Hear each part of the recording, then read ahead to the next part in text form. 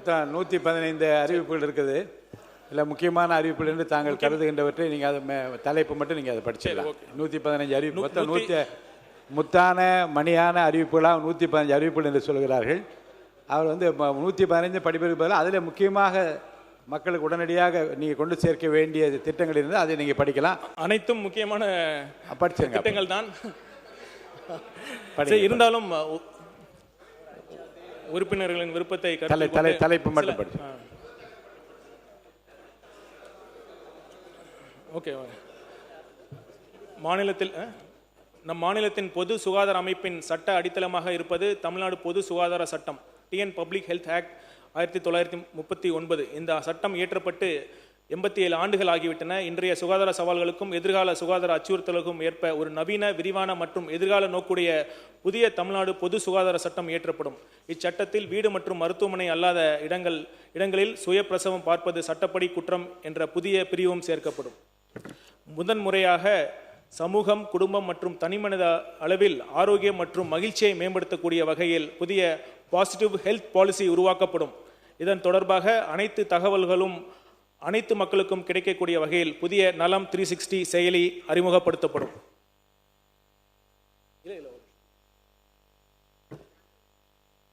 சில முக்கியமானதை மட்டும்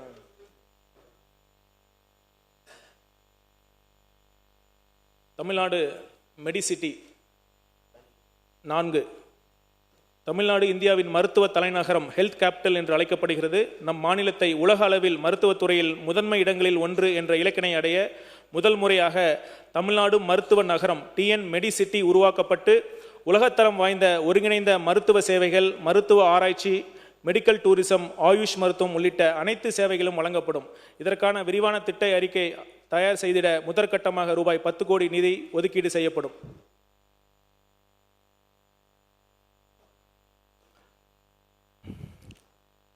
அறிவிப்பு 7.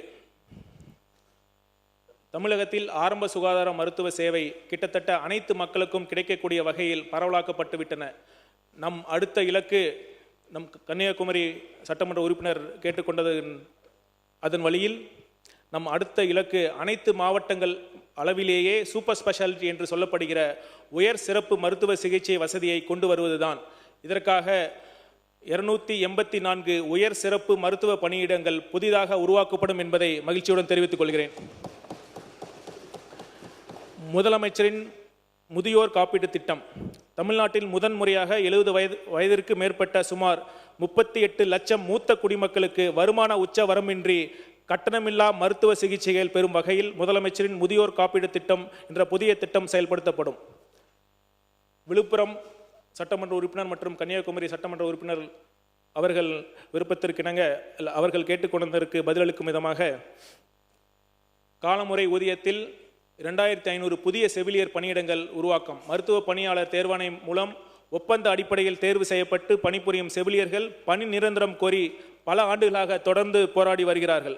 அவர்களின் கோரிக்கையை கருத்தில் கொண்டு முதற்கட்டமாக 2500 செவிலியர் பணியிடங்கள் கூடுதலாக உருவாக்கப்பட்டு தற்போதைய தொகுப்பூதியத்தில் இருந்து காலமுறை ஊதியத்தில் பணி அமர்த்தப்படுவார்கள் என்பதையும் மகிழ்ச்சியுடன் தெரிவித்துக் கொள்கிறேன். ஆண்டுதோறும் அனைவருக்கும் கட்டணமில்லா உடல்நல பரிசோதனை நலம் 360 30 வயது மற்றும் அதற்கு மேற்பட்ட அனைத்து பொதுமக்களுக்கும் நோய்களை ஆரம்ப நிலையிலேயே கண்டறிந்து உரிய சிகிச்சை வழங்கும் வகையில் 36 அரசு மருத்துவக் கல்லூரி மருத்துவமனைகள், 295 அரசு மருத்துவமனைகள், 424 மேம்படுத்தப்பட்ட ஆரம்ப சுகாதார நிலையங்கள், 39 நகர்ப்புற சமுதாய சுகாதார மையங்கள் மற்றும் 463 நகர்ப்புற ஆரம்ப சுகாதார நிலையங்களில் ஆண்டிற்கு ஒருமுறை 14 அடிப்படை பரிசோதனைகளை உள்ளடக்கிய நலம் ஒருங்கிணைந்த இலவச கட்டணமில்லா உடல்நல பரிசோதனை காம்ப்ரிஹென்சிவ் ஃப்ரீ ஹெல்த் செக்அப் ரூபாய் 51 கோடியில் செயல்படுத்தப்படும்.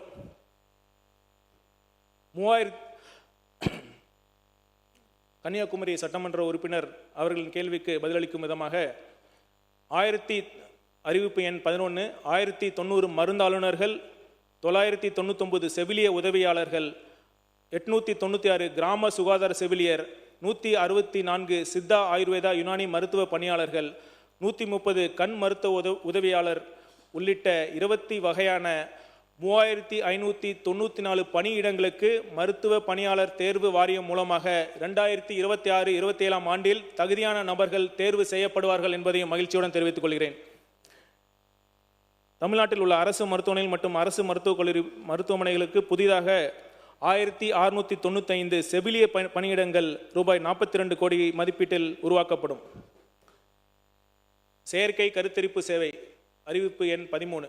செயற்கை கருத்தரிப்பு சேவை தற்போது ஏழை எளிய மக்களுக்கு எட்டாக்கனியாக இருக்கிறது. இதனை கருத்தில் கொண்டு இச்சேவையை மேலும் விரிவுபடுத்தும் விதமாக நாமக்கல், திருநெல்வேலி, திருவண்ணாமலை, விருதுநகர் உள்ளிட்ட 31 அரசு மருத்துவக் கல்லூரி மருத்துவமனைகள் மற்றும் வாலாஜாபேட்டை, பெரம்பலூர், தென்காசி, மயிலாடுதுறை, காஞ்சிபுரம், திருப்பத்தூர் ஆகிய 6 அரசு மாவட்ட தலைமை மருத்துவமனைகளில் முதல் நிலை செயற்கை கருத்தரிப்பு மையம் லெவல் 1 அசிஸ்டட் ரிப்ரொடக்டிவ் சென்டர் ரூபாய் 14 கோடி மதிப்பீட்டில் மாநிலம் முழுவதும் நிறுவப்படும்.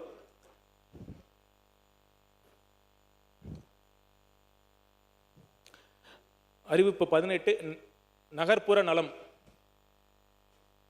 ரூபாய் 82.5 கோடி மதிப்பீட்டில் 18 மாவட்டங்களில் உள்ள 29 நகர்ப்புற ஆரம்ப சுகாதார நிலையங்கள் நகர்ப்புற சமுதாய சுகாதார மையங்களாக தரம் உயர்த்தப்பட்டு 174 சிறப்பு மருத்துவர்கள், 149 உதவி மருத்துவ அலுவலர்கள் மற்றும் தேவையான 604 சுகாதார பணியாளர் பணியிடங்கள் உருவாக்கப்பட்டு நகர்ப்புற மக்களுக்கான சுகாதார சேவையின் தேவைக்கேற்ப காலை 9 மணி முதல் 1 மணி வரையிலும் மற்றும் காலை 4:30 மணி முதல் இரவு 8:30 மணி வரையிலும் சிறப்பு மருத்துவ சேவைகள் வழங்கப்படும்.